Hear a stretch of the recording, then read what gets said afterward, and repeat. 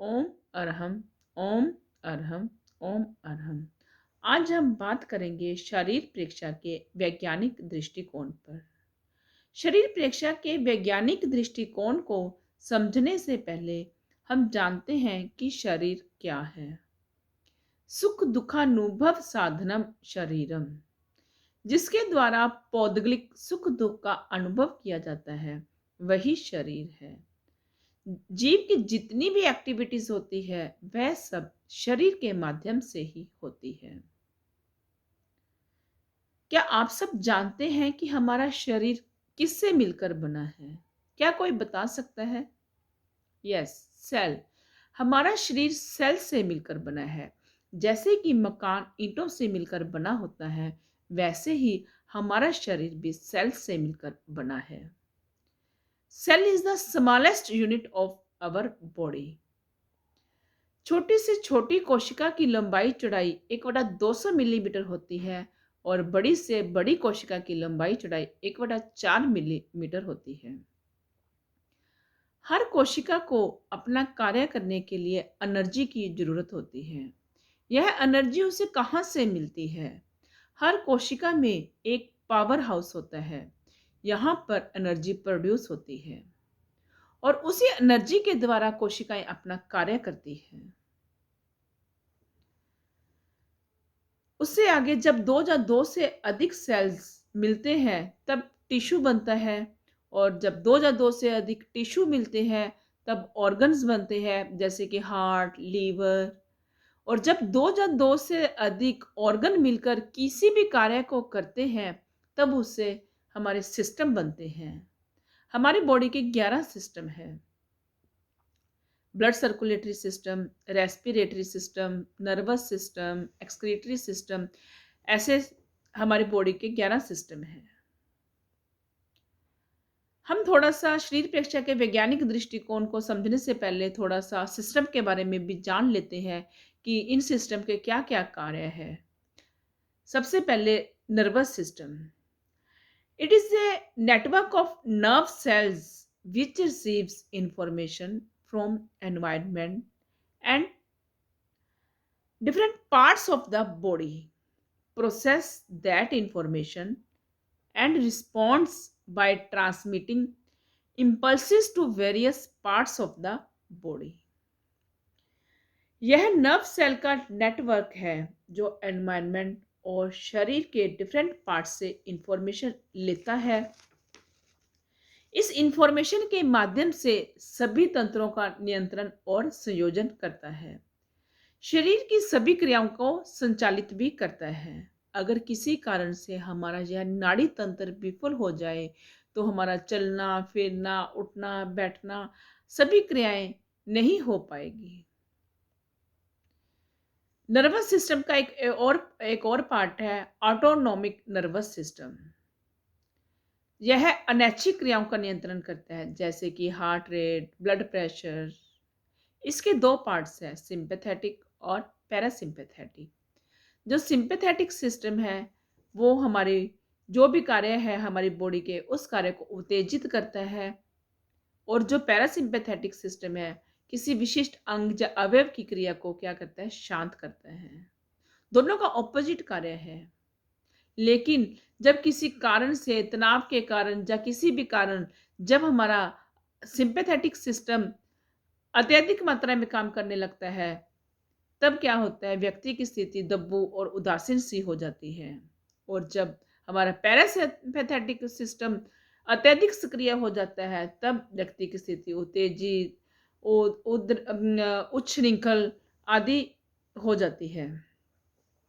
लेकिन जब हम शरीर प्रेक्षा का अभ्यास करते हैं तो सिंपैथेटिक और पैरासिम्पैथेटिक दोनों में बैलेंस हो जाता है, जिससे कि व्यक्ति की जो भी कार्य प्रणाली है वह सामान्य हो जाती है।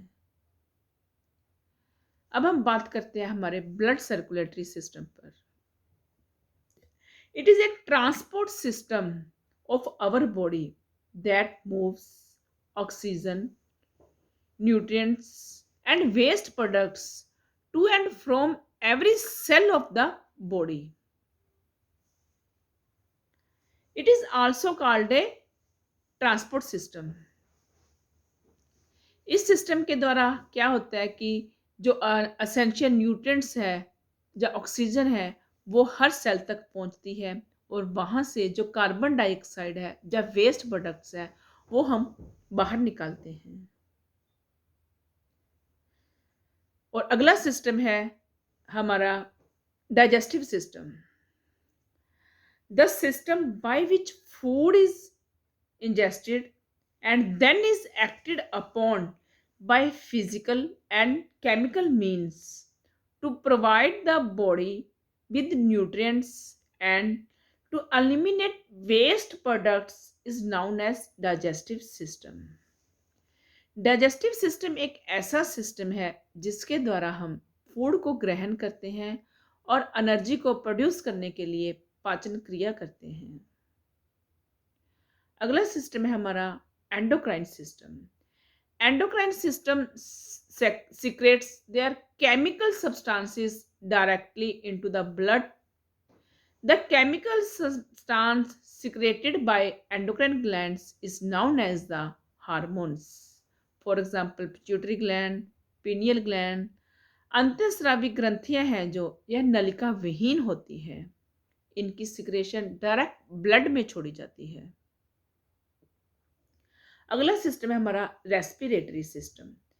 Respiration is defined as the movement of oxygen from the outside environment to the cells of the body and the movement of carbon dioxide in the opposite direction. इस सिस्टम में हम क्या करते हैं, ऑक्सीजन को भीतर लेते हैं और कार्बन डाइऑक्साइड को बाहर निकालते हैं। अब तक हमने थोड़ा सा सिस्टम्स के बारे में जाना कि इस सिस्टम्स का क्या काम है, लेकिन अब हम जानते हैं कि इन सिस्टम्स पर हमारे शरीर प्रेक्षा से क्या प्रभाव पड़ता है। जब हम शरीर प्रेक्षा का तटस्थ भाव से अभ्यास करते हैं तो सबसे पहले इफेक्ट हमारे सेल पर पड़ता है। जब हम एक एक बॉडी पार्ट पर अपने शरीर पर अपने चित्त को ले जाते हैं, तब हमारा एक एक बॉडी पार्ट पे जो भी हमारे सेल्स हैं, हमारी जो कोशिकाएं हैं, वह सक्रिय हो जाती है। क्यों होती है? क्योंकि हमारा ब्लड वहाँ पे इलेक्ट्रिसिटी फ्लो, जो हमारी पूरी बॉडी में इलेक्ट्रिसिटी फ्लो है, वो क्या होता है, बैलेंस्ड हो जाता है। जब हम ध्यान करते हैं तो इससे हमारा इलेक्ट्रिसिटी फ्लो बैलेंस्ड होता है, जिससे हमारी सेल्स है वो ज़्यादा एक्टिव हो जाती है, अच्छी तरह से काम कर पाती है, जिससे कि हमारी सेल्स है वो ज़्यादा सक्रिय हो जाती है। और सेकेंडली इसका प्रभाव जब हम तटस्थ भाव से शरीर प्रेक्षा का अभ्यास करते हैं तो इसका प्रभाव जब हमारा इलेक्ट्रिसिटी विद्युत की धारा का बैलेंस हो जाता है, तब क्या होता है, हमारा ब्लड सर्कुलेटरी सिस्टम है वह भी अच्छी तरह से, उसका फ्लो अच्छी तरह से पूरी बॉडी में चलने लगता है, जिससे कि क्या होता है कि हमारी बॉडी में जहाँ कहीं भी कोई भी अवरोध है वह दूर हो जाता है। जब जिसका बीपी इम्बैलेंस रहता है उसका बीपी बैलेंस्ड हो जाता है। बहुत सी प्रॉब्लम्स हैं जो कि हमारे जो ब्लड सर्कुलेटरी सिस्टम के माध्यम से हमारी ठीक हो जाती है। जब हमारा ब्लड सर्कुलेटरी सिस्टम अच्छी तरह से काम करने लगता है तो उसके अकॉर्डिंग बाकी के सिस्टम है वो भी उसी के अकॉर्डिंग काम करने लगते हैं, जिससे क्या होता है कि हमारा शरीर स्वस्थ हो जाता है। और जब हम शरीर प्रेक्षा का अभ्यास करते हैं तो इससे क्या होता है, हमारी बॉडी से एंडोर्फिन नाम के हार्मोन्स भी रिलीज होते हैं। एंडोर्फिन नाम के हार्मोन्स ऐसे हार्मोन्स हैं, जब हम कभी कभी स्ट्रेस में होते हैं, जब हमारा कभी तनाव में होते हैं तो क्या होता है, तो जो है हमारे स्ट्रेस लेवल को कम कर देते हैं और हमारे मूड को क्या कर देते हैं, अच्छा बना देते हैं।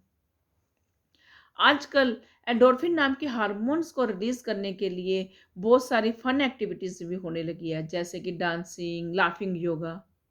लेकिन जब हम शरीर प्रेक्षा का अभ्यास रेगुलर करते हैं तो इससे क्या होता है, एंडोर्फिन नाम के हार्मोन्स अपने आप ही रिलीज होना शुरू हो जाते हैं। इसके अलावा शरीर प्रेक्षा के अभ्यास से जब हमारा पूरा बॉडी सिस्टम अच्छी तरह से काम करने लगता है तो हमारी रोग प्रतिरोधक क्षमता भी बढ़ जाती है। ओम अरहम।